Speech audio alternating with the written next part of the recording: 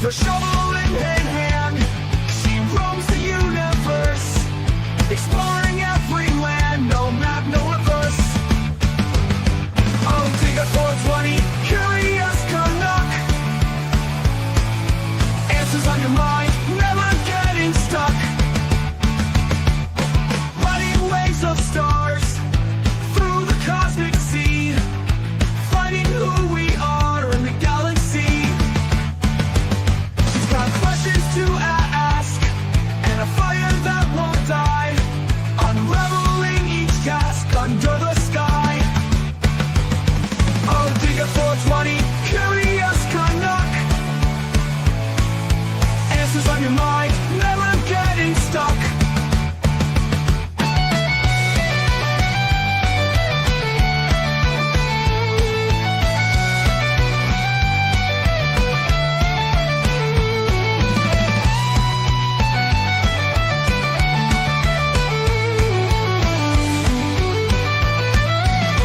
Riding waves of stars through the cosmic sea, finding who we are in the galaxy. She's got questions to ask and a fire that won't die, unraveling each task under the sky. Oh, dig it 420, curious Canuck. Answers on your mind, never getting stuck.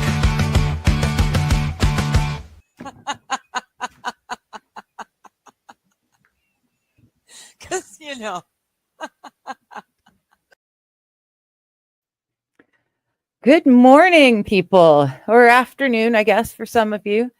I don't think it's evening for any of you yet, but just in case, hello. Hi, Fill Some Holes. How you doing? It is another Thursday morning. It means we are reading some more of Hi MSO. We're reading some more of Prepare, the Handbook for Individual Freedom. Good to see you, Rygod.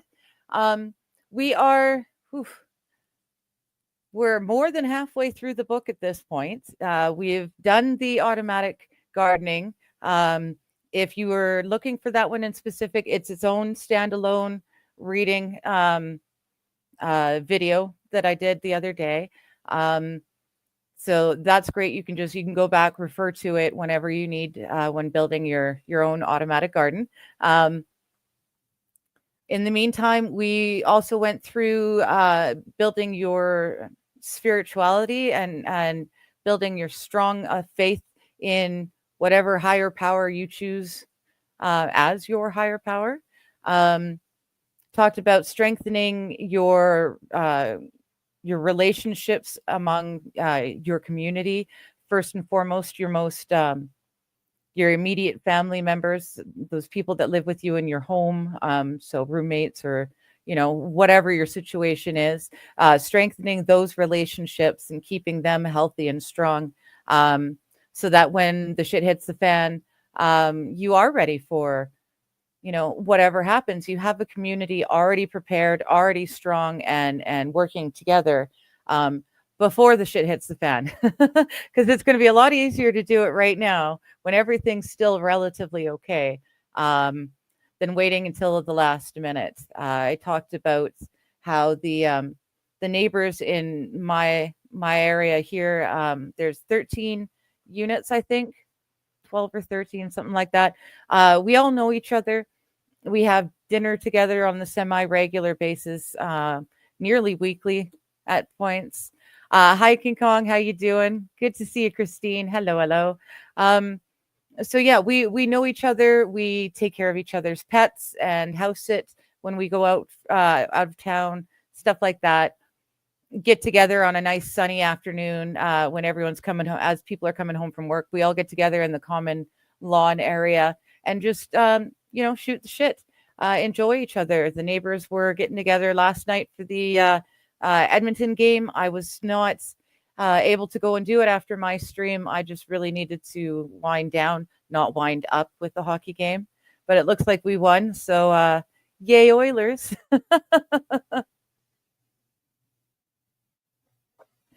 Now I'm going to wait. I'm going to drag this out a little bit longer before I start to actually read.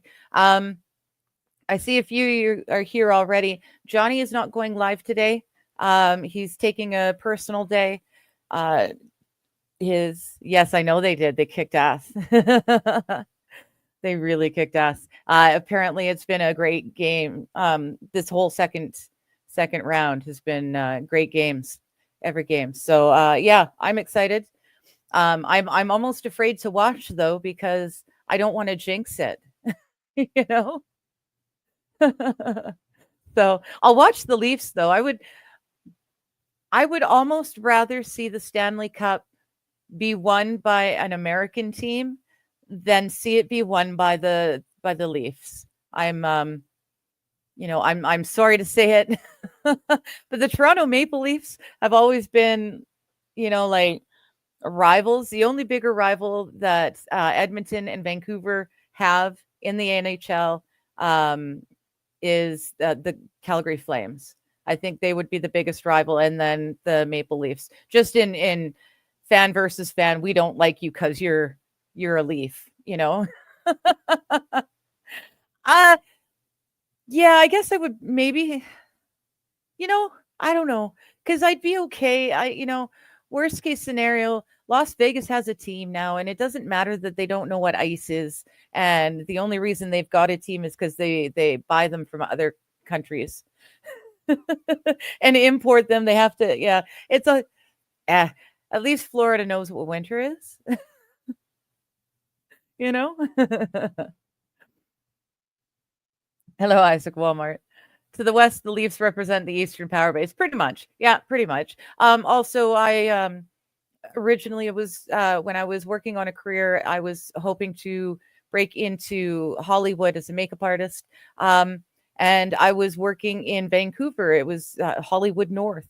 It's where everything is filmed. Lionsgate Studios, the Bridge Studio, all sorts of really great production companies in Vancouver. So that's where I was going. I was breaking in, and the biggest rival to Hollywood North in Vancouver would be Hollywood North in Toronto. So these two towns or cities have been vying for the official title Hollywood North for as long as I can remember. So yeah, there's many reasons for us to not appreciate Toronto. But oh, your Timber Pups won. Okay, I basketball, right? And Timber Pups, Timber somethings. Yeah, I think that's basketball, but I could be wrong. Um, but yeah, so Johnny's not filming today. He just have an MS day, and he his PC did to him what my PC did to me the day before. So yesterday I was having all sorts of troubles. PC is just randomly kicking me out of a voice chat and then putting me back in the voice chat while I'm on a live stream, stuff like that. Very fun. I'm blaming all of that weirdness on the fact that the night before, when I was closing down, it said there was updates. And so I said, okay, update, and then shut down. Don't you dare, cat. It said update and then shut down, and then I went to bed. Silly me. And I got up in the morning and I went to turn the computer on, and it had never shut itself down. So I had to shut it down and then turn it back on again, and that's when everything went wild and funky. Well, I guess last night he was getting ready to shut her down, and suddenly the computer, his PC just decided to like flash and turn off. And he says it seems like the Windows update just kind of forced it to turn everything off and update. So he was up half the night trying to fix all the things, because of course all the settings and everything change every time there's an update. The whole PC has to be set up again. So it's frustrating, and he just said, forget about it. I will take the day. That being said, I see that King Kong Dong. I know you miss Johnny. Yeah, I know. We all miss Johnny when he's not around, eh? um, that being said, I'm supposed to remind you guys that tomorrow is Friday Fun Day. We do have, I should grab that here. maybe before I read, we can do that. One of the things that we're going to do, because drinking streams just aren't going to cut it. You got to be a special kind of constitution, like a Vice's or Nick Starro kind of a constitution, to really make drinking streams of any real use. Otherwise, those of us who just have normal constitutions with the normal abilities to handle alcohol, we can't drink enough to make it financially viable. Because it usually ends up meaning we break things or knock things over or what have you, and it ends up costing a lot more than we make in the drinking stream. So I reached out to Nick actually, and he sent me the link. Hello, Los Federales. Oh, hello. My fellow maple monkey. And that is Jesus of Johnny, or Johnny of Nazareth. There we go. Johnny of Nazareth. That works better. Or is that a Pope Johnny? I think that might be a Pope Johnny. Oh, hard to see. It's so small. Drinking is more expensive now too, right? Right? So I reached out to Nick Starro, and he gave me the link for this wonderful thing that he uses. He calls it the Wheel of Death. Oh, it's Saint Crutches. Okay, there you go. See, I'm not a Catholic, so I couldn't immediately recognize, but I could tell there was something more to it than just a Jesus picture. Saint Crutches. There we go. Brian is saying, I'm here. Please don't start reading. Well, I won't yet. Like I was saying, Johnny is taking a hymn day. PC is playing funny business after a Microsoft update. So he's going to figure all that stuff out. I managed to get the link to the Wheel of Death that Nick uses on his drinking streams. So I need you guys to give me some suggestions on other potential things we can put on to the Wheel of Death. So, say $25 gets a spin on the wheel, and then whatever it lands on, he has to do or eat or say or what have you. So I'll read you some of the suggestions, and then if you guys, while I'm reading, or right away, if you want to throw out any other suggestions of things we can put onto the Wheel of Death to make him do for money, we'll do that. So just as an example, eat cat food, where there's some debate as to whether that should be wet or dry cat food. I assumed wet. A lot of people were saying dry.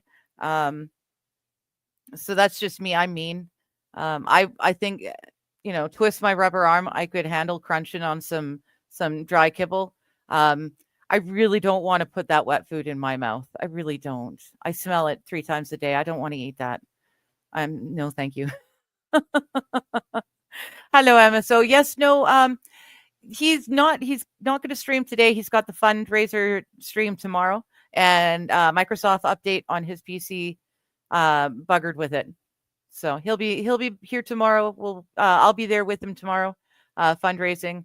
And in the meantime, I'm just reading some of the things that are on the could be on the Wheel of Death. I'm looking for suggestions, honestly, from you folks. Saint Crutches of Assist, patron of mobility. Nice. Instead of a CC. I like that. You smartass.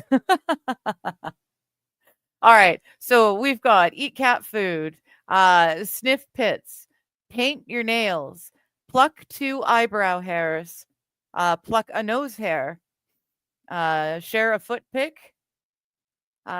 Someone said specifically sing the Lollipop Guild with the arm movement, although karaoke song with the dealer's choice, whoever paid for the spin gets to choose what song he sings, was also suggested. We've got eat as many sausages as he can in a minute, chug a glass of water, stand for 2 minutes, eat saltines dry with cinnamon. Sorry. as he worded it, take a tug off the doctor. Sounds a little dirty, but apparently he means just smoking a bowl.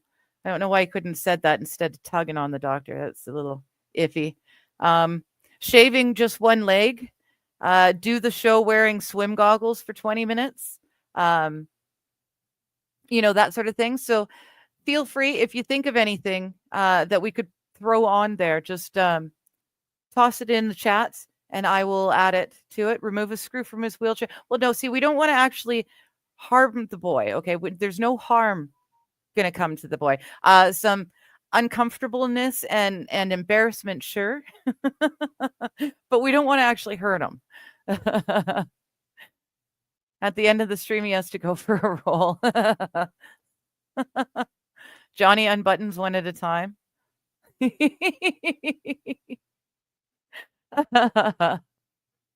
Oh my goodness. Yes. So, oh yeah, recite the Pledge of Allegiance in Gollum's voice. That was another one. So there you go. You guys can think on it, get some ideas, throw them out there, and yeah, hopefully we can raise some funds, at least cover his a bunch of his next month's goal. That would be lovely.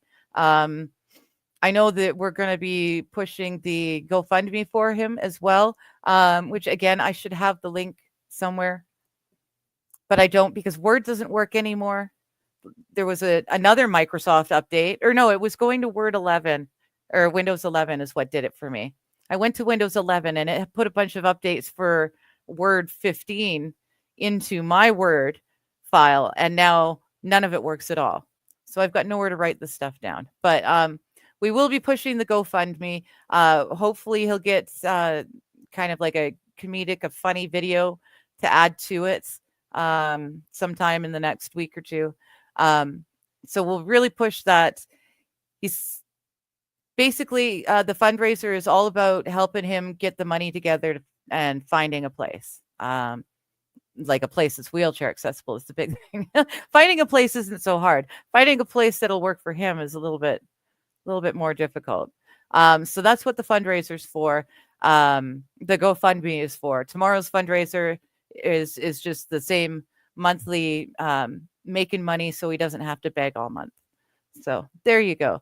I noticed, yes, Rusty, you are first in the Rumble chat. So thank you.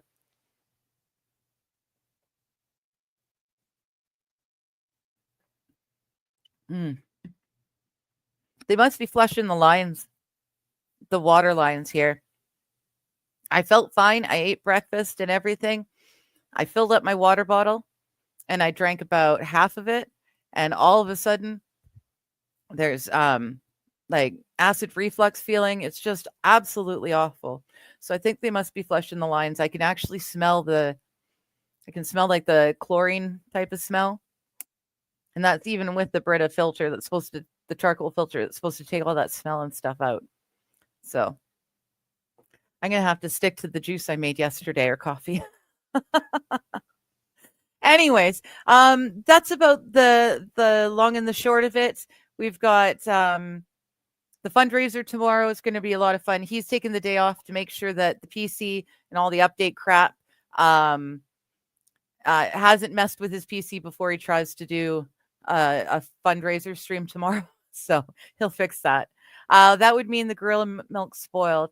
No, I ran out of gorilla milk and I haven't been able to replenish because I haven't gotten paid yet. I get paid in like another week or two, and then I'll get some more gorilla milk. It's the water mains are being flushed. But the good news is, in years past, when they flushed the water mains in spring, I would be on a water boil advisory for like 2-3 weeks. They redid all of the water mains and the sewage lines and everything in my part of town over the last summer. And so this year they're flushing it. And like I said, some acid reflux from the chemical that they're put in it to flush it. But I don't have to boil the water. It's not muddy. It's clear. I can see through it. This is lovely. It's such a change from years past. RHEC Creek Squad. Is it Rec?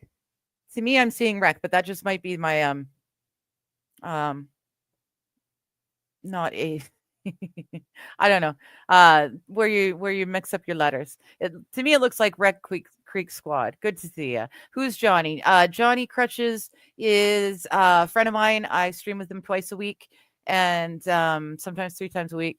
And he normally would be streaming right now, same time as me. So a bunch of folks in the chat today are would normally be in his chat, except that he's not on.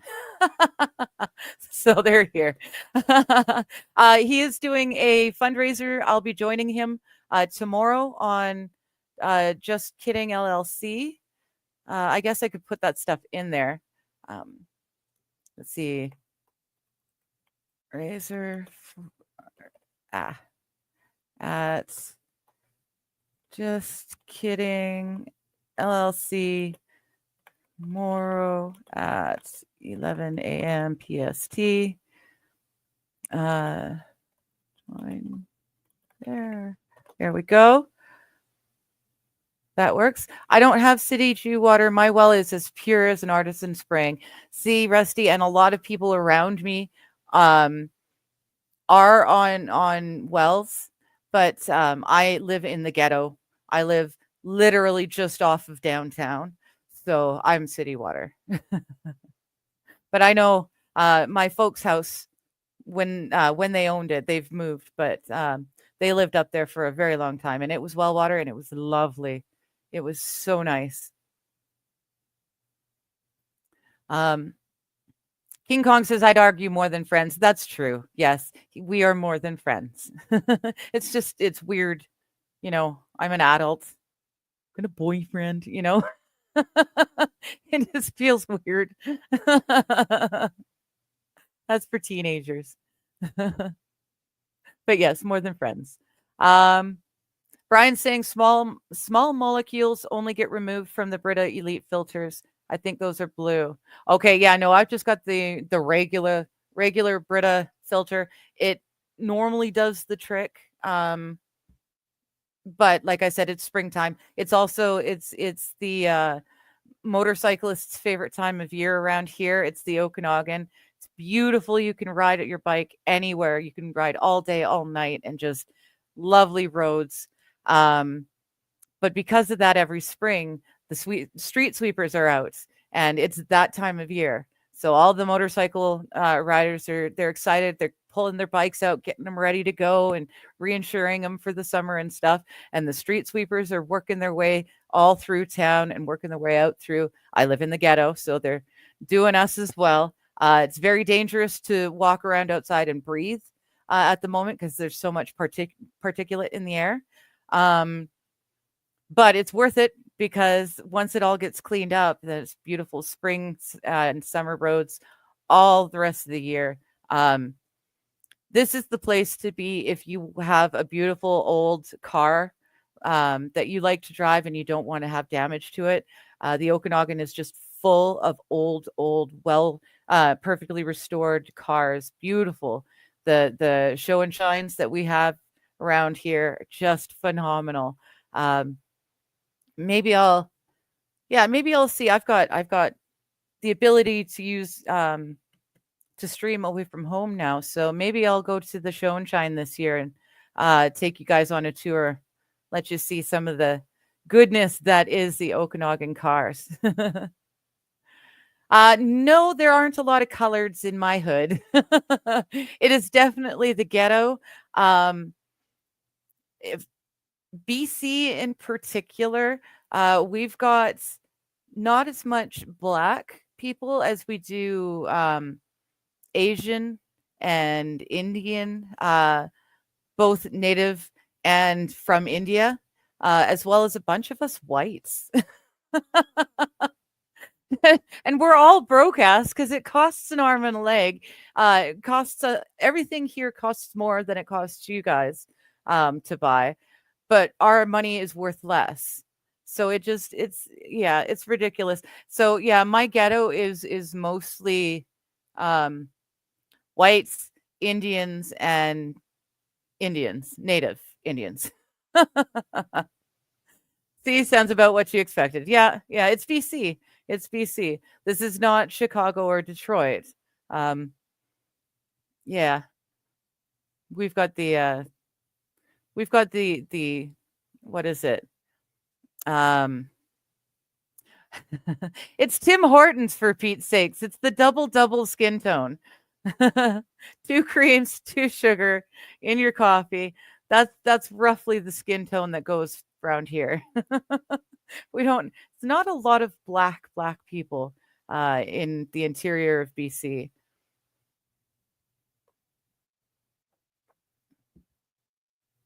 A lot of Filipino people as well. Friends is a funny way to state your relationship. Well, like I said, it's just weird. I'm 45. I've got a boyfriend, like it just feels weird. Um, and he's not exactly a friend with benefits either, because we're in different countries, right? So that's kind of like, eh.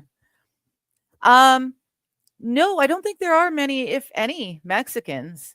Uh, Definitely not here, King Kong Dong. Um, Again, that's why I was the other day. You guys were, what was it? Oh, I think it was Johnny was talking to his internet provider and it said press 2 for Spanish. And that weirded me out because I've never heard anything other than press 1 for English, press 2 for French. There's no other option in my worldview. So hearing that press 2 for Spanish, just kind of it was weird. So we do have a lot of Ukrainian folks. There is a very strong Ukrainian community here. Uh,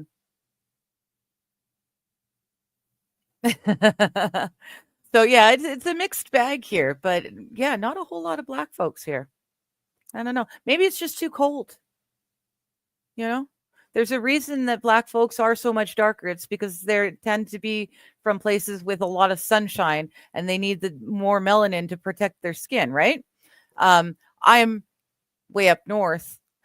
I don't get anywhere near enough sun to need that kind of skin tone. I need to be pale so that I can reflect the light off the snow and blend into my environment. Uh, King Kong says soon we'll have to press 3 for Somalian. Right? Right? It's very weird. Um, Calgary, one of my friends was joking that they're going to have to press 3 for the accretion. Or accretion.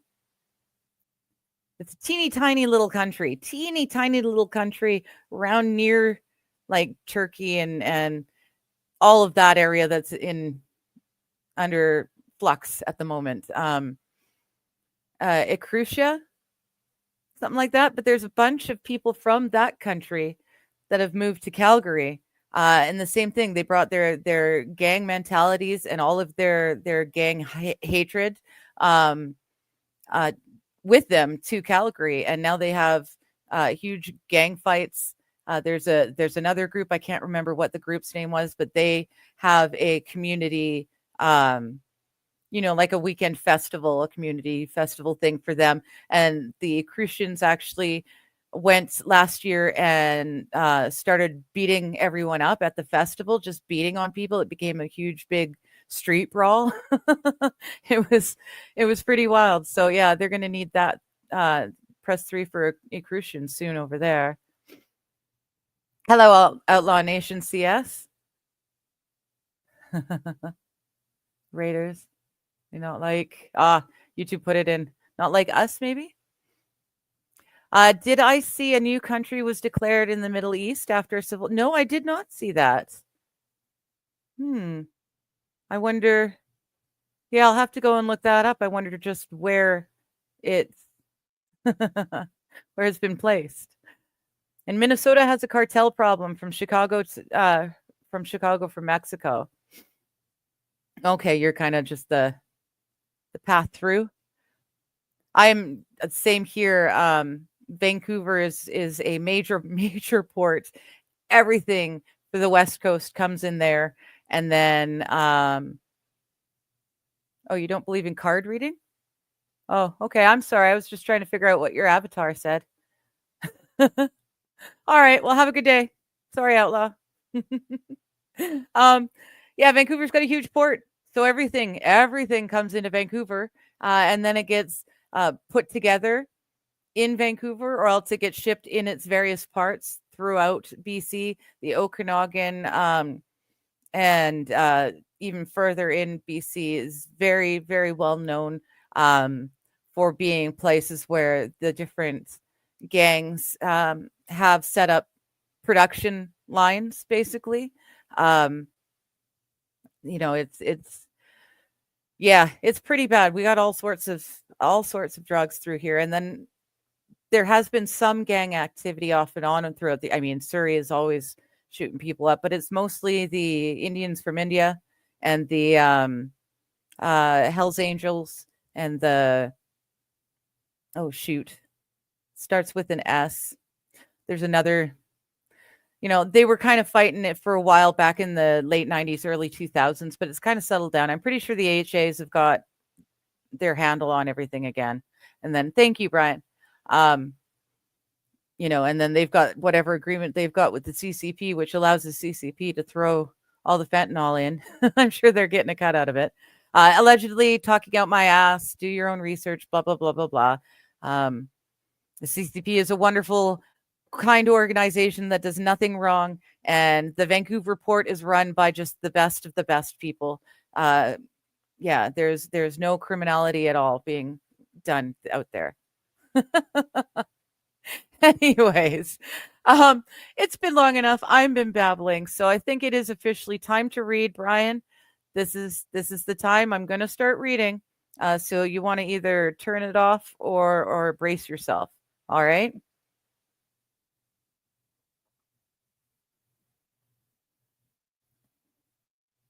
Independence from Pakistan. Interesting. All right. Cheers, Brian. So, did I? Is that the one I want? There we go. Wait a minute. Uh-oh. See, I was. Oh. Okay. I think we've done this. Yes, I did. Okay, good. I accidentally did some scrolling. I didn't mean to. So this is the right page. We're ready to go. This is Prepare, the Handbook for Individual Freedom. It was written by Stephen Gosney. This is the third edition I am reading. I do own the first edition, which means if there's photos in there, I'll show you the photos from here so you guys can see them.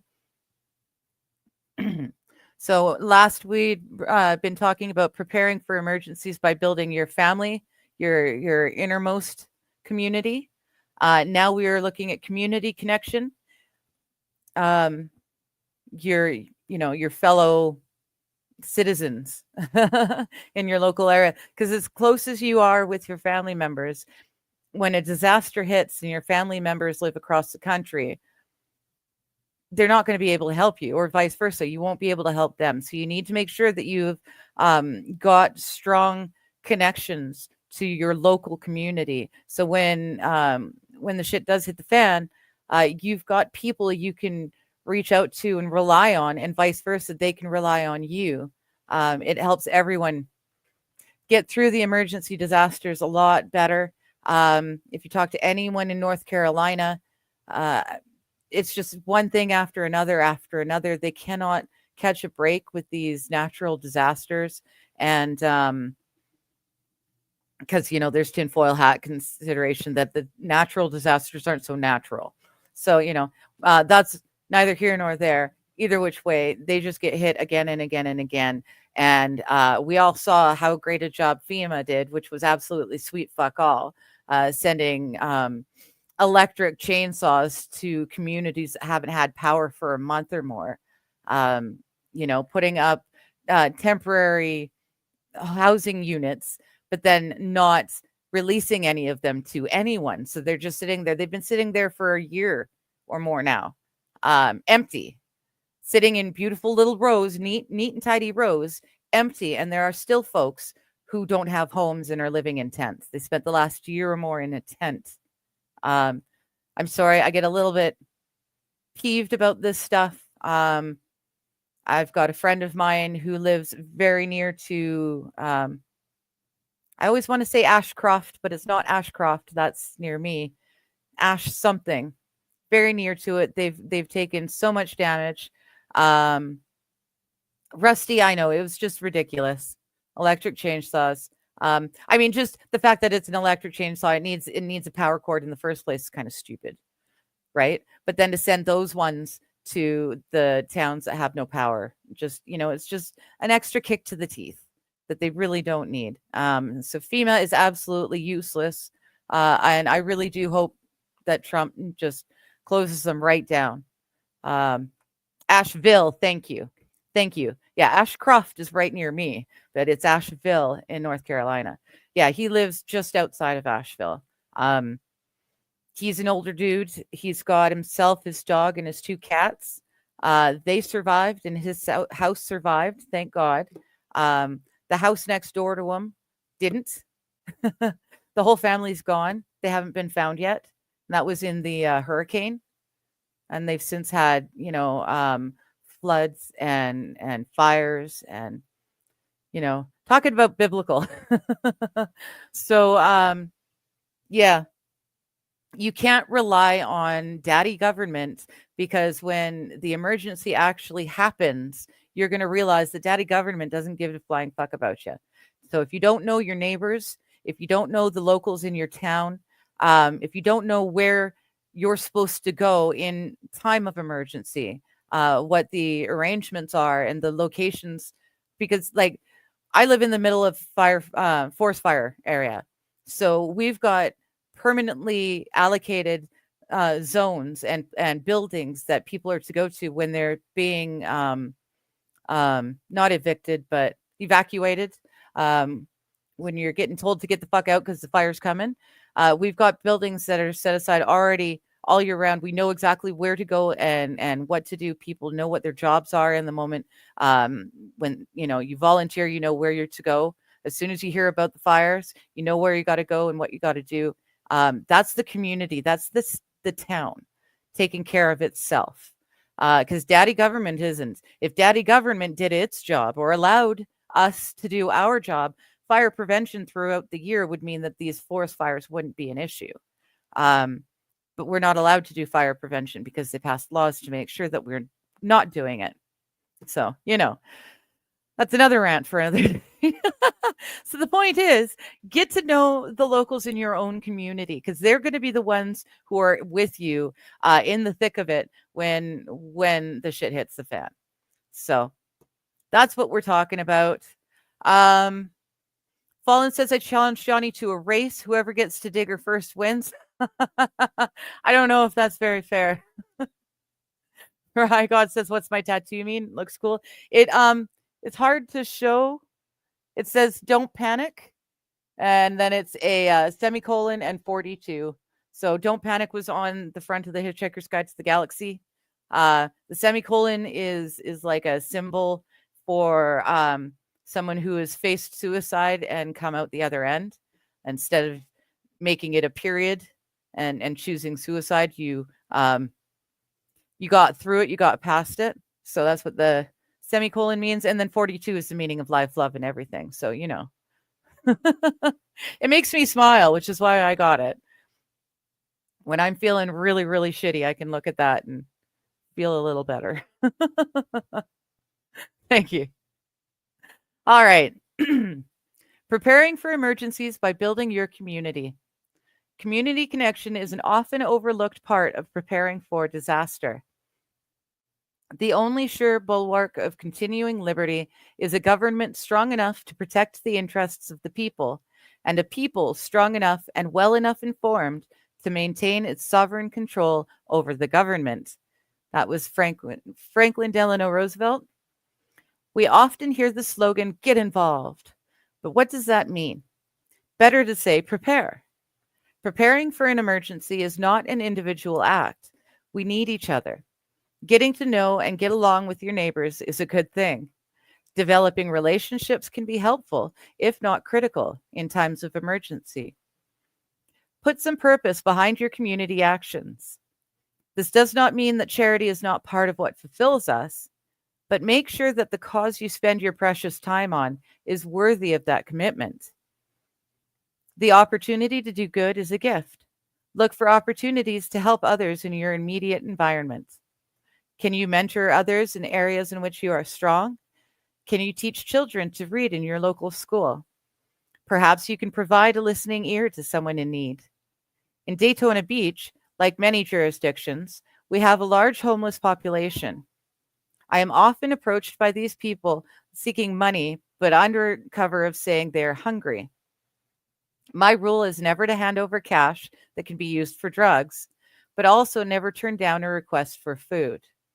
I ask if I can buy a sandwich or other food. Usually they only want money and walk off, but occasionally they're just seeking companionship. I remember one fellow who wanted a pickle.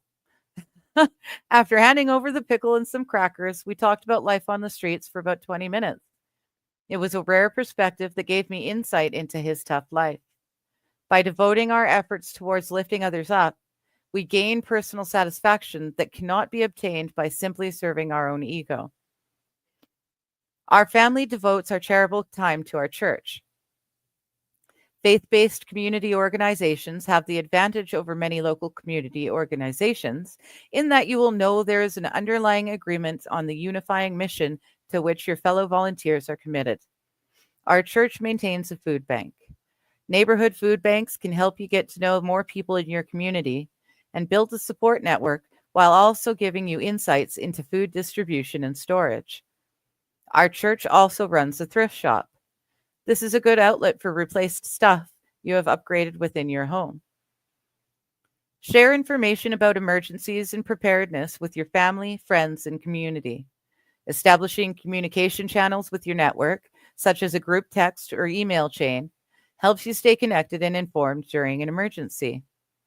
Practice using those communication techniques you will rely on upon the onset of an emergency.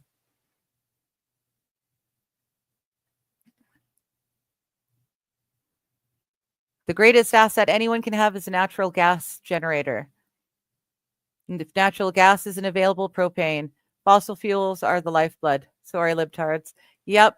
I know my country, they're really pushing the oh shoot. I think it's like an oil stove or heater furnace. I can't remember what it is, but they're really pushing it hard. But BC in particular, we went couple decades ago, and just across the whole province, we did natural gas everywhere you possibly could. Most homes are set up for natural gas. If they're, say, 25 years old or younger, I'd say 25 years. This is 40 plus years, and it's not natural gas. But yeah, natural gas is huge. It's cheap. It's easy. It's efficient. Hello, Bulls Deep. How you doing? So I've listened to the Yay song about 40 times, still trying to figure out where he's wrong. I don't know that he's trying for right or wrong. I think he's just trying for shock value, honestly. He's just trying to shock people into waking up and realizing, that shit's gone sideways. So I think he's just trying to shock people into awareness. Okay, who in the community is handling alcohol and drugs? I can't support all y'all's weed habits. Fair enough. Hello, no fucks given. And see, that's another thing. You got to know the people in your community. Get to know who's doing what. Weed is legal here. So like there's all sorts of weed growing companies in the Okanagan, because it's a beautiful place to grow anything. It grows everything here beautifully. But yeah, you got to know who's going to be making the alcohol and supplying that in the long term. When the shit hits the fan, everything powers down, and the bandits are on the road. Because the preparedness is not just the first 24 or 48 or even the first, week or two.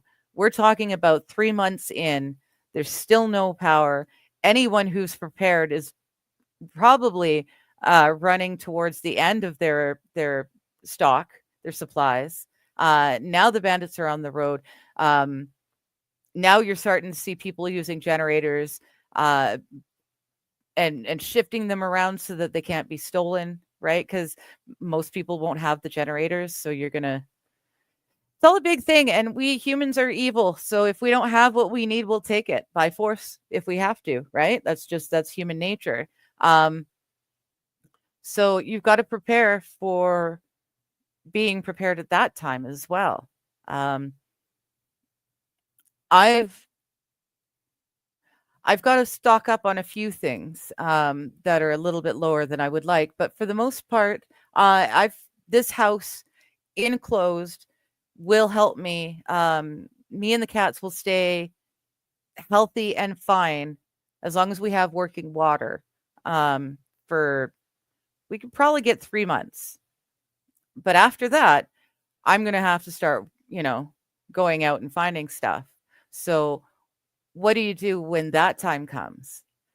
Well, now it's really good to know your neighbors and to know the local butcher and the local farmer, right? You need to know your people so that you're not just getting picked off one by one. You can have a strong community, a protected community with people all chipping in what they can do so that no one's going short of anything, right?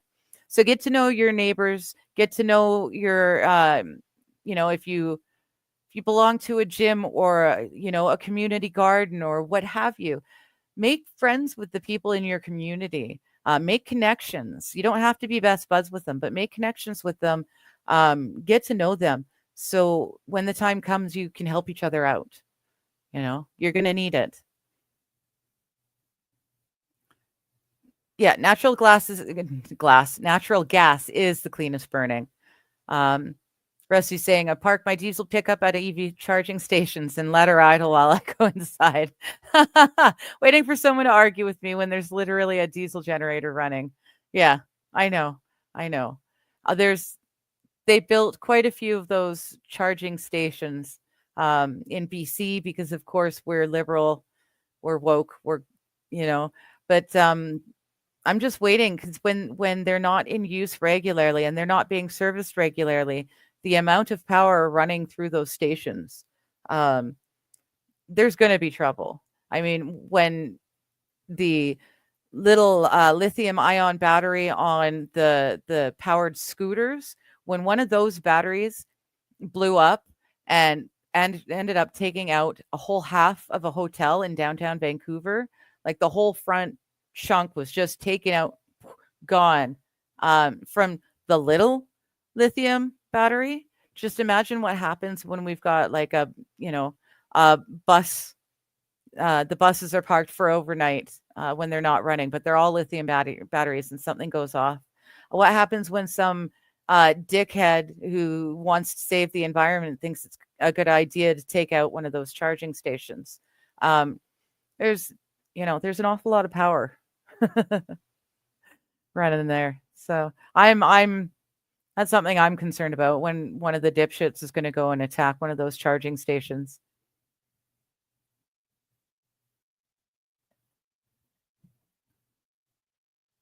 Yeah, even a gasoline inverter is better than nothing.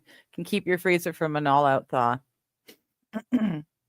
Well, and yeah, that's the thing. You need to. I'm really lucky. I've got a creek, and I've got some survival knowledge. I could, if the shit hit the fan, and we're say 8 months, 10 months in, no power, and no government helping out. I know how to dig. I know where to dig and how deep to dig to get myself a nice, cool space that I can put, my refrigerator stuff, my freezer stuff in to keep them from going off. It definitely won't stay like frozen, but I can do that. I know how to create a space that I can save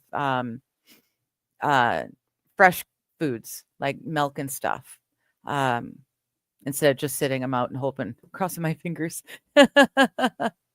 Yeah, water is not going to put out a lithium fire, right?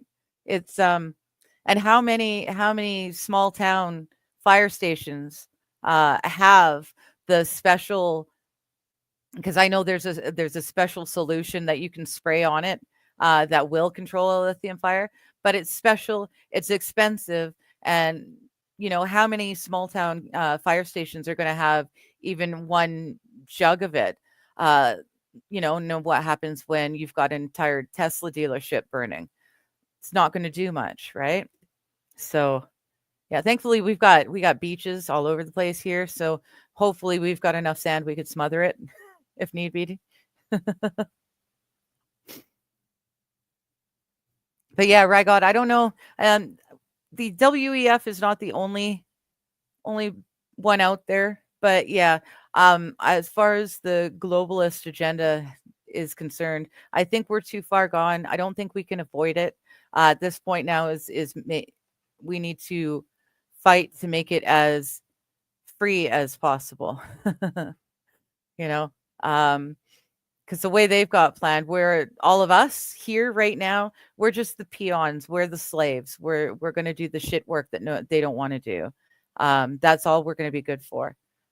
So we've got to fight now to make sure that globalist system is set up with humanity in mind, not just the 1%.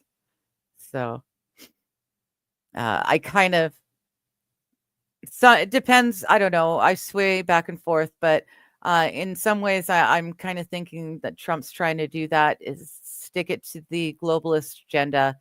He knows it's going to happen, but he's trying to set it up so that something like your constitution is the basis behind the global government. Now, I don't know. I don't feel that way all the time. Sometimes I feel like, no, he's just fucking us over like the rest of them.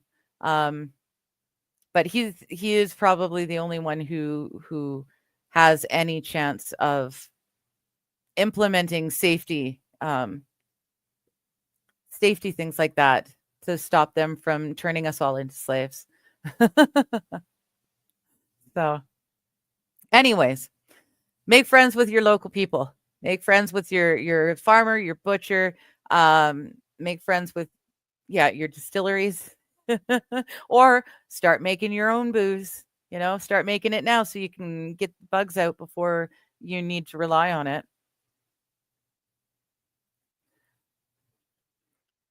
So, establishing communication channels with your network, such as a group text or email chain, helps you stay connected and informed during an emergency.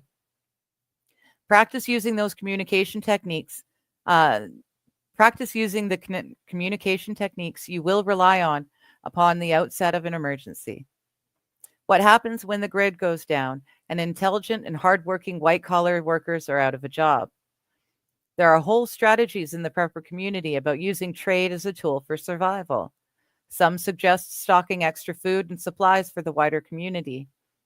Ammo for trading can be dangerous, as you may not want to arm strangers. Instead, create boxes containing tools and manuals for valuable survival professions. As the proverb states, give a man a fish and you feed him for a day. Teach him how to fish and you feed him for a lifetime. Following this idea, you should have at least one practical blue-collar skill to bring to a community. Make it your hobby now, and it may turn into survival later. Consider all the hobbies you can take up that would be invaluable in catastrophic civilizational failure. Here's a non-exhaustive list: gardening and farming, blacksmithing and metalworking, woodworking, leatherwork, construction, electrical, plumbing, masonry, digging, excavating, wood harvesting, and lumber cutting, hunting and butchering, long-term food storage, cooking, bicycle repair, engine repair, energy systems. List goes on and on. In the end, in an ideal situation, you and your family would be surrounded by a community of interrelated professions that would allow you to survive long term. In the event of a societal collapse, youth may be able to farm and sustain life with their energy and strength, but young people need wisdom and direction from the more experienced folks. The community ultimately is a conglomeration of free individuals. Our communities are what make us strong. Yeah, it's funny. Once upon a time, we had tiny little towns, and we had people who supplied the different needs for the town, and we all worked together and grew together and lived together. And now all of a sudden we've got cities, and no one can rely on themselves for absolutely anything. Uh, it's wild just how reliant upon daddy government we've become. I mean, I hadn't even realized just how bad it that we had gotten. Um, it still surprises me sometimes. Like, I know I'm not one to speak very much because, of course, I'm relying on daddy government and have been for years now, being on provincial disability. Um, if they took that away, I'd be hooped.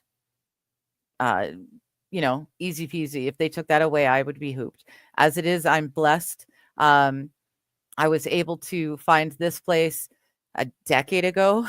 So I got it at rental costs of a decade ago. And I had a landlord for a very long time who never raised the rent. There's a new landlord now, and they do raise the rent every single year.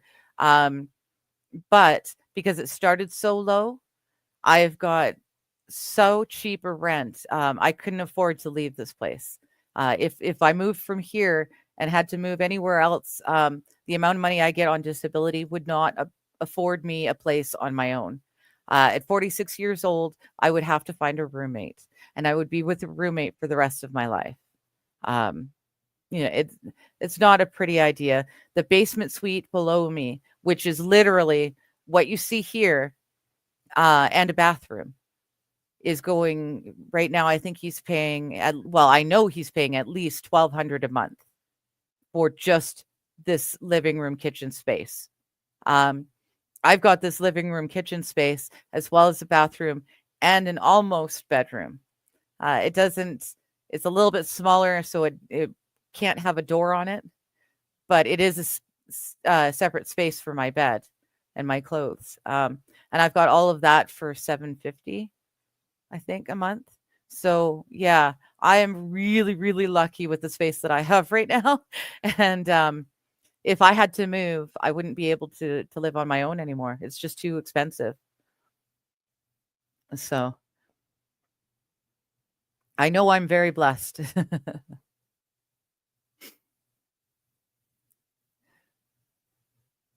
So yeah, especially the ranchers, farmers, and butchers, unless you want to eat the bugs. Right. Mr. Q says, I already know all of those things. Well, see, Mr. Q, you're a farmer and you're a trapper. You're an outdoorsman. You do know this stuff already, and you're very lucky for it. Not very many people know how to do that anymore. Um, you're a gem, and remember that. Remember your worth when the shit hits the fan. Make people, don't just give away your knowledge for free. Make sure that they're helping you out too. Rusty says that's how Minnesota was. Towns of maybe 200 at best. Everyone had their specialty in their role, kind of like a commune without the communism. Yeah, it's just it's like a village. They say, it takes a village. Well, not necessarily a village to raise your kids, but yeah, if you've got a village that works well together, no matter what times of strife you face, you've got um, you've got a safety net. You've got backing up of people who know what they're doing and who are willing and able to help you. So this town was the same thing. This town, we had, the farmers, we had the agriculture, the growers, the BC orchard farmers, something. It was like a farmers union. It was beautiful. It just went under. Sounds like someone was embezzling or borrowing funds. But either which way, so it went under. And now all of the farmers are floundering because they don't have that safety net of each other working together to stabilize pricing, and so there's no tomfoolery afoot. But this town, that's what it did.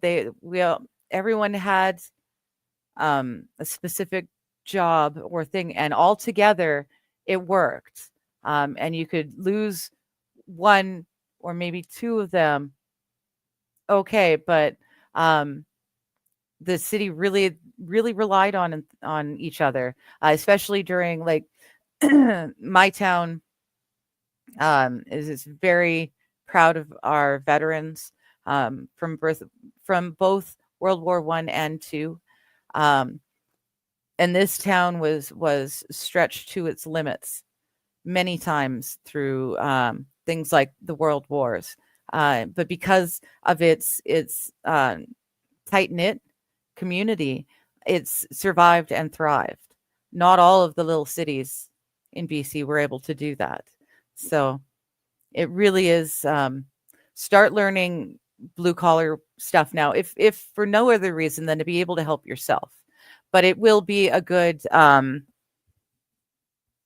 trading thing, if you don't have food, well, I'll help you with that plumbing issue you're having in exchange for some food. You're going to need to have skills like that to trade. So taking control of education. Do not offload your child's education to others. There are few greater gifts than giving your child the freedom to think. Your child's education encompasses much more than simple academics. Critical lessons about morality and faith can only come from you. Start teaching them by example and by including them in your life discussions. Pardon me. Children need and crave attention from their parents. Praise your child with attention. Read to your child every day. Reading sessions are precious quality time that instills in them a love of reading. When they're ready, pick up a copy of Fun with Dick and Jane. I was French immersion, so it was Luc et Maltine. That's what it was. Luc et Maltine instead of Dick and Jane. So pick up a copy of Fun with Dick and Jane and teach them how to read. We have a hard copy of that book on our shelf. In it, we inscribed the date and a note. This was the first book our son ever read. My next book, already in the works, will be a children's book designed to be read to your child at bedtime. These moments are precious. Time spent together reading, playing, and learning reinforces positive life skills for your child. When our son began first grade, he could read, write, add, and subtract. We were working on his times tables and division. One of our family activities is taking short walks together. While working on our times tables, I would sing 8 times 8 is 64. 8 times 8 is 64. And he would laugh and sing along. We would sing any problematic equations of the times table with joy. Usually this revolves around the 6s, 7s, and 8s, but sprinkle in the easy ones to keep up the fun. Soon he memorized the times tables too. When your child finds something he's especially interested in, leverage that to serve learning. In our case, it was Pokemon cards. One time, while we were shopping in Walmart, our son saw a box of Pokemon cards and was mesmerized. "Can I have those?" he asked with wide eyes.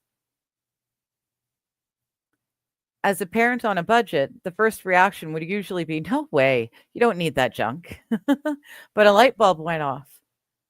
"Sure, let's get you a packet of cards, but we open them when we get home." At home, we opened the packet. I pulled out a card. On the top was a green leaf symbol. "If you can read the name and tell me how many leaves this card is worth, then you earn the card." He would look at the card and say, "Skyther, 1 leaf." He soon had a collection of earned cards and the ability to read numbers and names. As he collected more cards and became excited about the game, I upped the difficulty level, including addition and subtraction, and had him read more of the cards. We did the same thing with Thomas the Tank Engine. Name the engine and you get the train. Those wooden trains got expensive quickly, so be careful. We also avoided things that would drive Mom and Dad crazy had he fixated on them. I'm looking at you, Barney.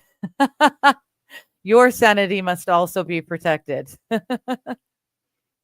When disciplining children, we usually think of switches and scolds.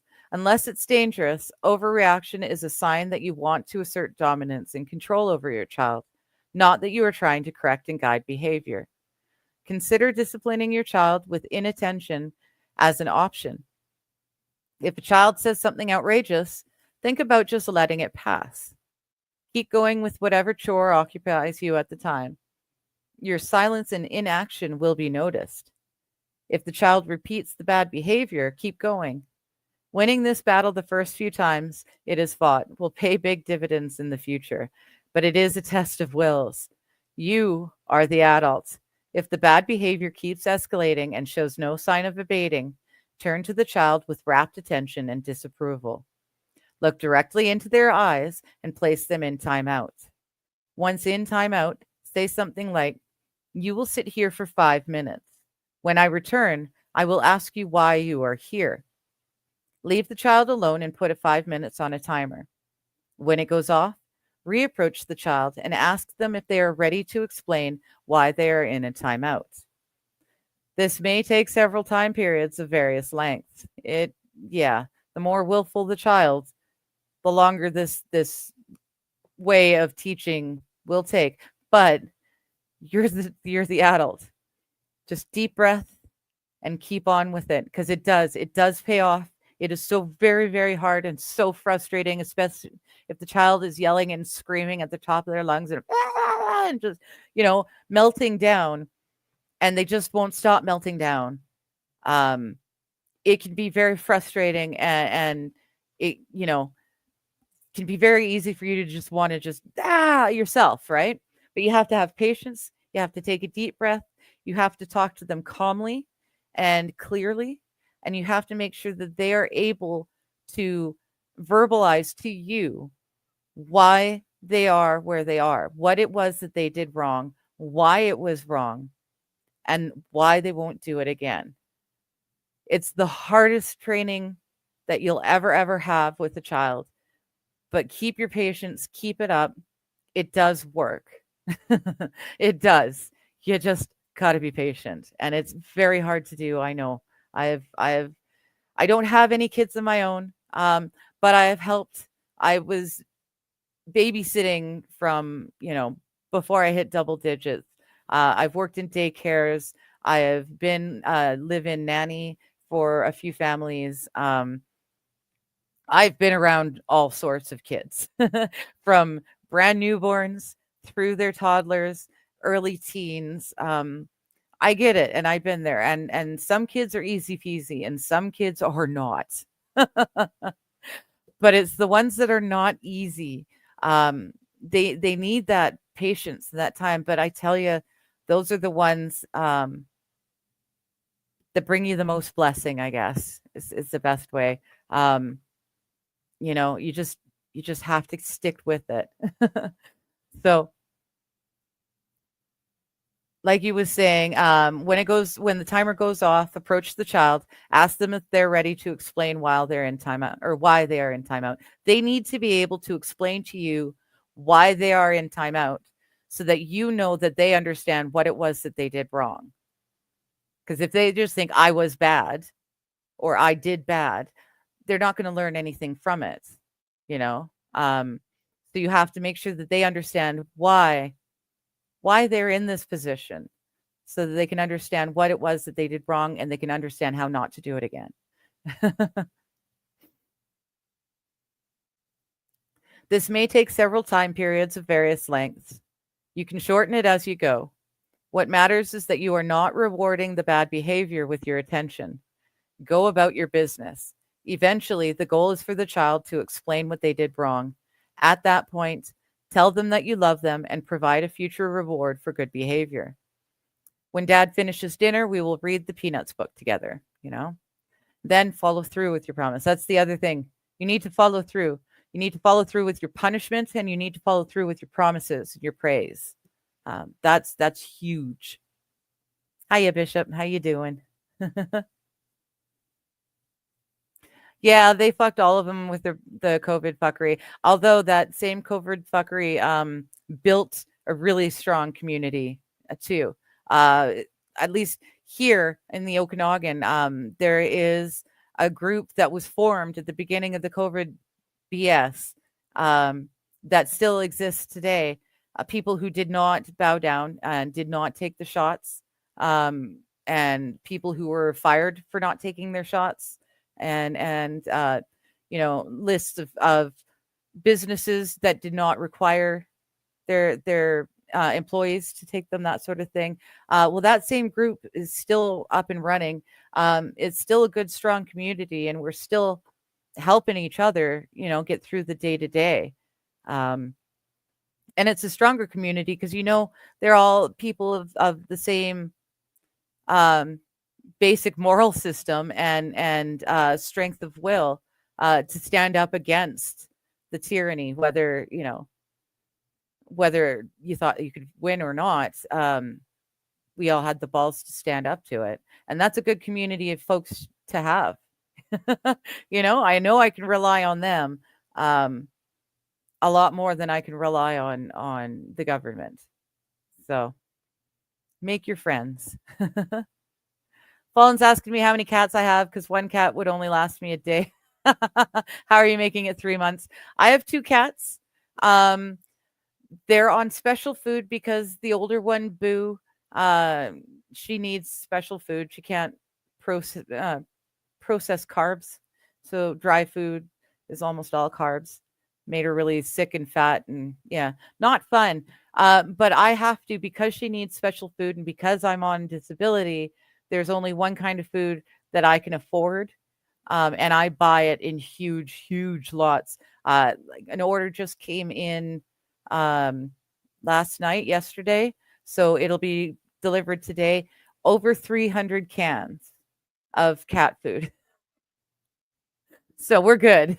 And I always order more before I'm near running out, so that there's never any empty holes. I also have a bunch of canned tuna in water. I'm allergic. I can't eat it, but I have it just in case for them. Worst case scenario, and the shit did hit the fan. When that cat food runs out, I've got a ton of fish for them. And I mean, if the shit hits the fan and we're here for months,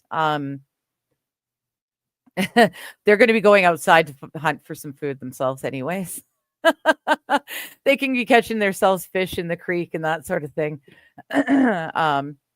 That's just going to have to be the thing, but that's in the long term. I myself, like I said, me and the cats, we can survive for roughly 3 months. So, but I mean, I don't actually eat much. Surprising you can't tell to look at me, but I don't actually eat all that much. Rusty saying he should be fine. Oh, you're an HVAC guy. Okay. Gas man, electrician, plumber, and firefighter. Yep. You also own an auto mechanic and a natural chef. There you go. Just don't ask me to clean your carpets or see anything. See, there you go. You've got all sorts of great things, and sew anything. Yeah. You've got all sorts of great things. I can't sew either. I can cook. I can clean. I can nurse. I can take care of the kids and the elderly. I can garden. Any sort of manual, labor. You tell me how to do a job, I can do it. Because of my health issues, it may take me a little longer to do some things than others, but I can do it, and I don't quit. So yeah, I'm certain that I've got enough knowledge and abilities that I would have something to offer if that need came up. I'm a decent cook too. I just don't do it because it's just me. So there's, seems lame to make something like, lasagna for just me. So I do that very rarely, and then I have to freeze them and hand them out to others. So that's another thing too. I garden, and the vegetables that I grow in the garden, I share all the extras. I share with the neighbors, and they do the same. So just be able to work on something, do something, and if you can't do something, learn how to do something.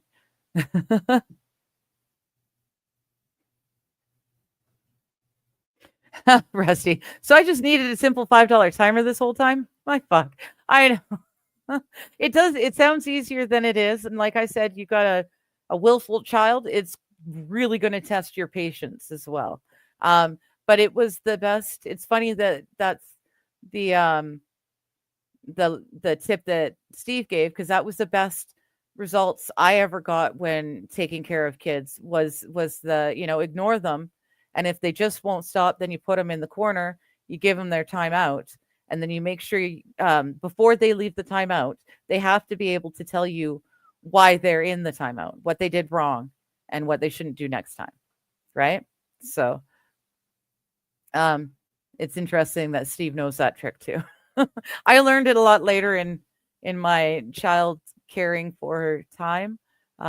Unfortunately, I had a pair of twin boys who were less than a year old, and I had their 2-year-old, maybe 3-year-old brother, who was ADHD, and he could get himself out of the doors, even with the child handle safety things. He could open up doors. He could let himself out of the house. He could, you blink and the kid is on the roof somehow. This kid he tested every last inch of my patience and then some. um, and I wish I had known that trick when I was taking care of him. I was only like 13 or 14, maybe even 12 or 13 when I was taking care of those 3 boys. So yeah, I wish I had known that trick back then. Bishop. Oh, cool. I just walked a mile and the police only bothered me twice. Well, good. Hello, Stingy. How you doing? Shun the non-believers. Shun. Shun. So the cat is broken like its owner. Yeah, I guess they might be the I don't know if I would call them broken. She's just she's got a sensitive tummy is all. uh yeah, Johnny, follow through with your promises. You promised a bigger meat locker and we can't keep putting orders in chest coolers packed with the ice and the milk and meat go bad too fast. Right. Well, we'll have to take that up with him in the next meeting. Yes, gardening does rule. So does raising poultry if you don't have space for cattle or sheep. Yeah, we're allowed to have poultry. We're allowed to have chickens in town here. Landlord not okay with it. So that kind of sucks. But on the flip side, because of the creeks and the park and the beaches and everything, there's a whole lot of wild um I guess they're not really poultry. But there's a lot of wild birds out there that we can be hunting and eating. Tons of ducks, tons of geese. Um, there's all sorts of good eating just in the backyard. Oh no, Rusty, the water be wet. Gators must be in it, right? That water's wet. There's a gator in it. So, when our child began school, we were concerned about the politicization of the educational system. This is a big problem in today's schools. Some public and some private schools have morphed into government indoctrination centers. Yes, they have. We wanted to ensure our child was taught the fundamental subjects appropriate for his grade level. But where could we find a guidebook to know what he should be learning and when? I would suggest 1999's The Educated Child, A Parent's Guide from Preschool Through the 8th Grade by William J. Bennett. Here, let's do this. Copy, and here we go. Paste. So, this book is essential for parents. The book is a step-by-step guide to monitor your child's progress through the primary grades to ensure they are learning what they should at each level of education. With today's politicized educational environment, keeping close tabs on your students' progress is a must. If you find deviations or inadequacies from the objective standards of Bennett's book, you can quickly remedy the deficiency through home instruction or tutoring before it gets out of hand. You will know what should be taught at the different grade levels. My wife and I found this book very helpful, and we supplemented our child's education at each grade level with content from this book. Homeschooling is an excellent option for parents who want to take more control over their child's education.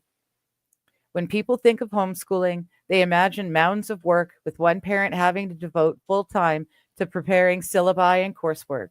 But homeschooling does not need to be an all or nothing proposition. And that's just it. The pod system these days is phenomenal. Use homeschooling to avoid particularly problematic classes. The bureaucrats will fight you, but find a way. Your child is at stake. Many people are fearful of the homeschooling challenge. When the China virus panic hit, public schools imposed draconian responses. The restrictions were intolerable, and no real learning was taking place. I disenrolled my son from the public school. Sharing our personal story, we tapped into the resources of the state of Florida by using Florida Virtual School for our homeschooling classes. Supplementing with virtual instruction were regular Zoom-style tutors. We made it work, and you can too. The challenge of homeschooling highlights the problem of offloading our problems to the government. Homeschooling laws vary, so it's essential to familiarize yourself with the laws in your state. Understand any required documentation or testing, but do not let the government dissuade you from providing the best guidance to your precious child. They cannot stop you from delivering supplemental instruction. Do not use government barriers as an excuse to do nothing. Your child's education is critically important. Write down and develop homeschooling plan. Determine your educational goals and objectives and create a plan outlining how to achieve them. This can include things like curriculum choices, scheduling, and learning activities. Stay organized. Keep track of your child's progress with records, lessons plans, and assignments. Create a notebook of achievements where you can collect your child's best work and accomplishments. Designate a space in your home for homeschooling. Make sure that your child has a distraction-free learning environment. Use that space to gather any necessary materials, such as textbooks, supplies, and educational resources, so that when the child enters that area, the priority is the lessons for the day. Get a hardback encyclopedia set to go in this space. A down-to-earth and readable encyclopedia set is the World Book Encyclopedia set. Here we go. We'll do that too. In the internet age, everyone now relies on Google and Wikipedia. Don't. Make sure you have hard copy books. We covered that in the last episode. I've got books on plumbing, on electricity, on gardening, specific gardening to my zone, to my climate zone. I've got basic home improvement DIY books with pictures. I've also got notebooks where over the years I've jotted down important things that I think I might need to know at a later date. I've got 2 or 3 different recipes for my electrolyte drinks because I'm so dehydrated all the time. Between the illnesses and the medicines that I take to treat the illnesses, I'm always dehydrated. I had thought quitting smoking would have helped that, but I haven't noticed any difference yet. So, what can you do? I'm still very dehydrated, but because I know that, I've got a couple of recipes written down in a notebook, handwritten in a notebook, so that I know how to make one for myself, even if there's no internet anymore. And there's things like that, just basic old wives' knowledge, I guess. It's not a tale, but they're just folk wisdom, I guess. Things that many people need to know, but you may not need to know all the time and keep it at the front of your head, but there are things you need. I've got in there, in one of my notebooks, I've written out how to create a dovetail joint, so that if I'm having to build my own home at some point in the bush, I know how to do that, which will help with, not just with the installation and everything, but it helps keep the water running out, not running in or pooling to rot the home. just little things like that. I don't need to know right off the top of my head how to do a dovetail join, but I've written it down because I know it's important. So, just do that. I've got a few. Let's see if I can pull this out without knocking everything over. Oops. Come here. I got all sorts of notebooks like this. And some of them are like this one with just random notes all over. A lot more of them are slightly more organized. But I've got a bunch of these, and they're just filled in with different medical things that I need to remember, that I know I won't remember, but I should know. Same thing, building, water purifying techniques, stuff like that. Written it down, because if there's no internet, I'm going to still need to know this stuff. So that's what he's saying here too with the World Book Encyclopedia set. Have a hard copy. Have a hard copy, and don't be going for anything. Like he's saying 1999, the Educated Child was written in 1999. I think I'd say anything 2005 and earlier would be a safer bet. I'd be inclined to say 99 and earlier, especially if you're looking at like building or math or any of the sciences, that sort of stuff. The older books in hard copy are a better bet because wokeism, the DEI, brain rot, that was already being starting to be implemented in 2000. Some of these things were already being put in. I mean, political correctness became an actual thing when I was in grade 10. My grade 10 English teacher brought us a book. It was Politically Correct Fairy Tales. And we went through them and we broke them down and we laughed at just how ridiculous it was. But that was the implementation of such things. And that was 94, 95, something like that. They were already implementing this stuff. So if you're looking for source material for actual information, try and get older books in the 1990s. That sort of thing, because you just can't trust what's in the newer, even science texts have been wokeified, which is ridiculous. I mean, math has become racist and been changed, right? So when you're buying these hardcover copies of informational books, make sure you're getting older versions so you don't get the mind virus in there. How do you garden without a trowel or a shovel? Right. My nails are going to be non-existent. Actually, I was really choked because the homeless people are out in full force and they're stealing from backyards and garden sheds and that sort of thing. This is the first time they took the butts out of the ashtray, but they left the ashtray. Normally they take the ashtray too.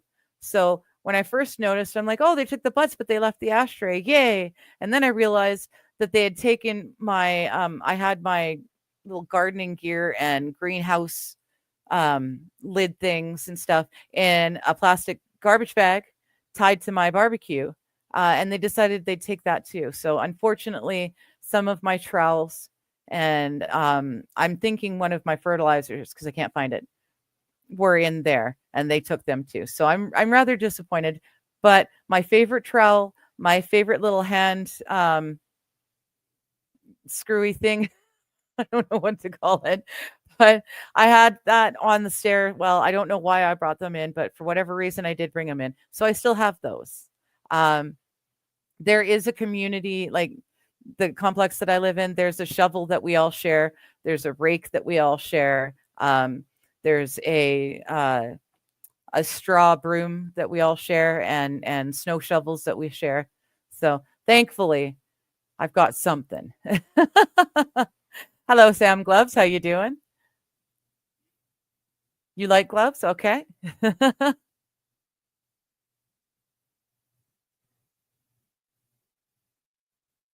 Okay. I like to stay and watch the live stream because people wearing the disposable gloves or rubber gloves, cleaning gloves, and surgical gloves on both hands just for me while you're live streaming because you love gloves and your channel is about gloves as well. Okay. Well, if you love gloves, an interesting piece of information, a little trivia fact for you.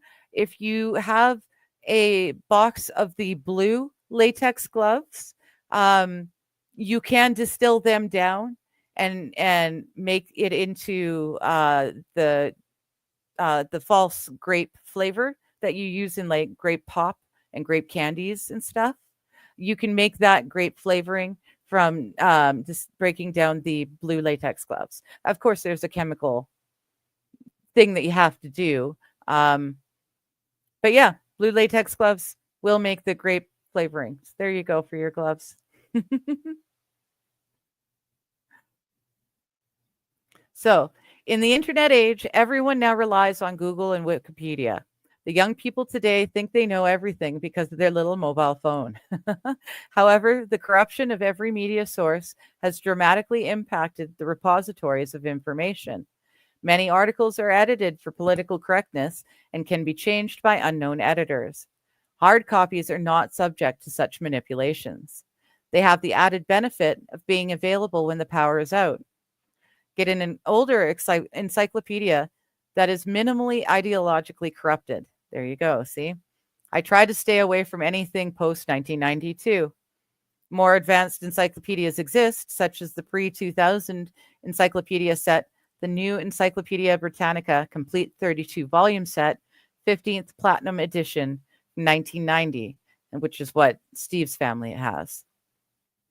Do not demand original work at a young age. When I was a wee third grader, our teacher gave us an assignment on World War II. We were supposed to have two sources, so I picked up the World Book Encyclopedia and another book, the How and Why Wonder Book of World War II. They had a How and Why Wonder Book for World War II. Must have been a little bit dark. I can now reveal to the world that I outright plagiarized that assignment. I hand wrote the whole report, cutting and pasting pictures from the book and copying and editing portions of the encyclopedia with my crude handwriting. Boy, was I clever. I beat the system. Of course, the knowledge I gained from that assignment is with me to this day. While I was reading and editing and cheating the system, I was, in fact, wrestling with the very subject matter I was to learn. My interest in history was seeded with that assignment. Very clever, these teachers. I remember one assignment I was given. We were supposed to pick a picture out of magazines. We had magazines for art, different art stuff, arts and crafty things. And so we were told to pick a picture out of one of the magazines and then write a short story about the picture. And I went through the magazines and I found a picture of Captain Morgan with Captain Morgan's rum. This big pirate hat and suit and the plume of feather and his one knee up, his one leg up. And yeah, so I wrote an entire short story about Captain Morgan and his rum. For me, college was a different story. I was woefully unconcerned with grades. When a subject would come up in class, I would find a stack of books in the library, read as much about the topic as possible. When the test came along, I had forgotten entirely about the textbook. I guess I'm enthralled by learning. This is one of the reasons I grabbed onto the idea offered by Andrew Bronca and his American law courses. We are not teaching for a grade, but to teach people what we find the most substantive and important. We are offering up knowledge for the joy of learning rather than a checklist of curriculum goals set up by a committee. Let's return to fundamental knowledge. If you're feeling overwhelmed, find a support network in your local community. Consider joining a homeschooling group or a network to connect with other homeschooling families and get support and advice.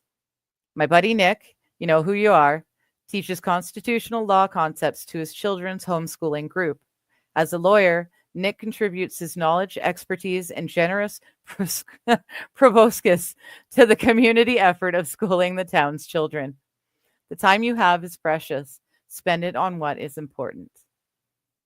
Everything up to this point in the book has been set up for you to examine your life in the context of the Maslow hierarchy of needs over time. I am asking you to prepare for your future so that you may live a free and fulfilling life. But the dark side is also present.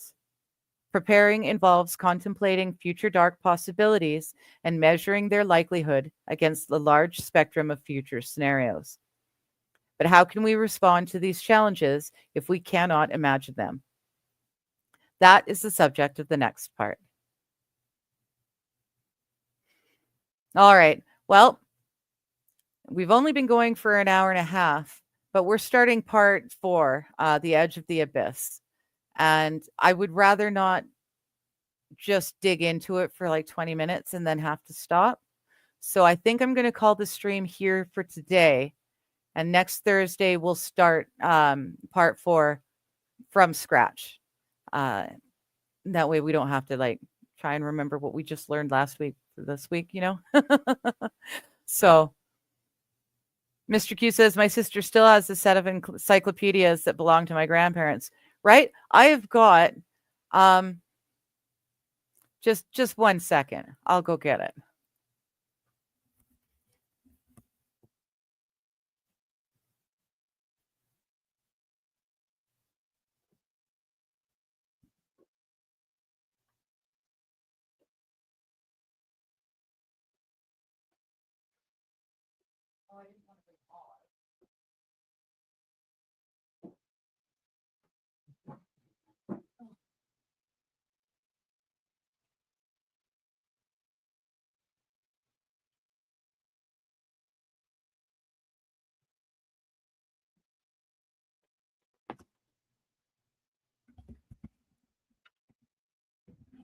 Okay. Here we go. King Kong Dong, I miss Johnny. Oh, have I had that up the entire stream? Crap, I'm sorry. I didn't even realize I was reading. So, Mr. Q, my sister has a set of encyclopedias that belong to my grandparents, established in 1893. Well, I'll show you just some of mine. First and foremost, so because I am French immersion, I have the Micro Robert and I have the Becherel. So that's these two. Okay, so the Becherel, that gives me all the different tenses, verb tenses in the different, because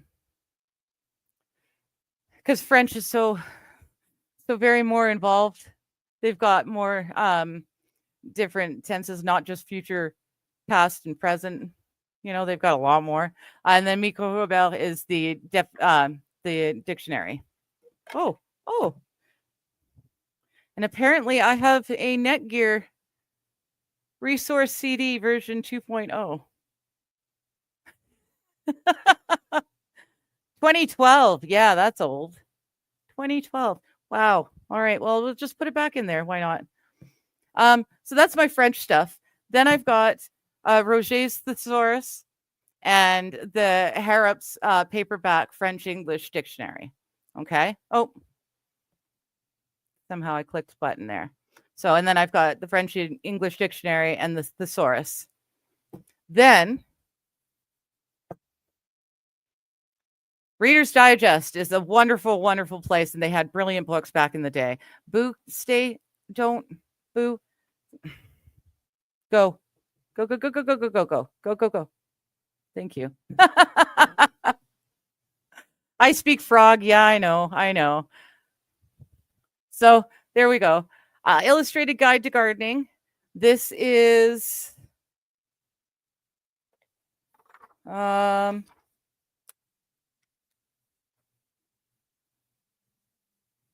1978. Illustrated Guide to Gardening. This one I have is just a basic in general. I also do have specific for the zone that I live in. I have got this, the Home Depot's Home Improvement 1, 2, 3.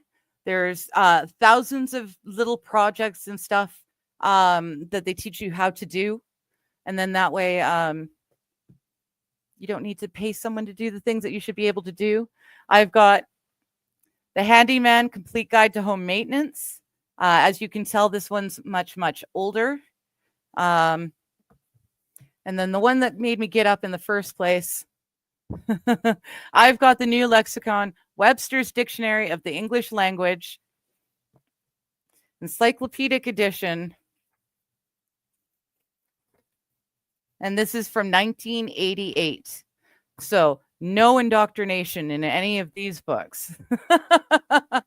But they're big, they're heavy, they're a hard copy. I mean, these ones are specifically hardcover too. But they're there when I need them. So I don't have to try and remember everything. That's the year you were born, 88 or 78? I hope it was 78. I was born 79. I thought we were pretty close. I'm not a huge fan of the French Acadian. Thank you. I'm not really a huge fan of the Acadians over there in Quebec, but you know, there's French in my background, so my parents made sure I learned how to speak it. And it does help because I know how to speak French. That means I'm actually legally allowed to become an MP and speak in the parliament and potentially run for prime minister. Because unless you speak English and French, you cannot be a part of Canadian government. You cannot work in the House of Parliament. So how's that for not cool, considering 3/4 of the country doesn't speak French anymore? So another reason to go for Western Canada, new Western Canada, a wonderful new country.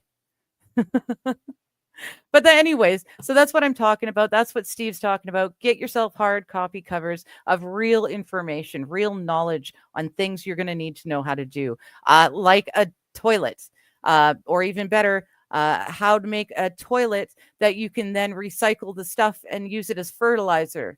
Yes, I know it sounds disgusting, but when the shit hits the fan and there's no electricity, you're going to want to be able to do whatever you can, right? So, hello, Grim. How you doing? Everything I know about Canada is from South Park. Mostly accurate. Mostly accurate. 78. Okay, Mr. Q. Yeah, I thought we were the same. I thought we were the same age. Like the best Canada is French Canada, and Canada only has one road. I've been to mile 0 of that one road.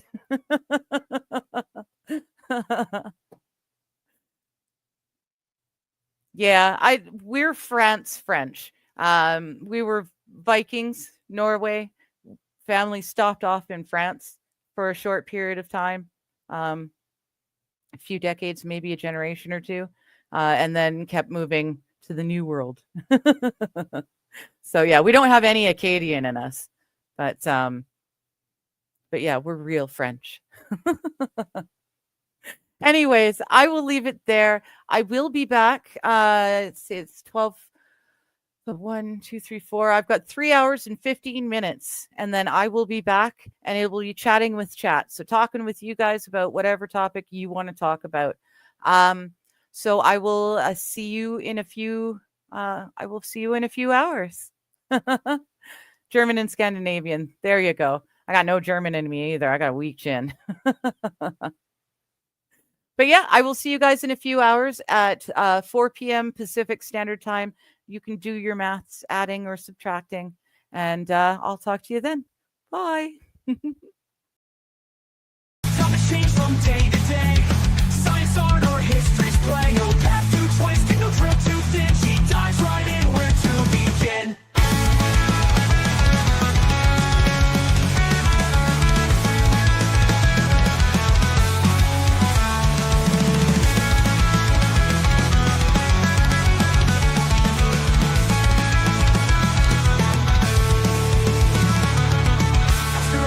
Nothing's too obscure. She'll dig and dig a spirit so pure. From ancient lore to future dreams, every question finds its gleam. Wherever she goes, answers will follow. Into the depths or up high in the hollow. Curiosity calls, to everything on her mind.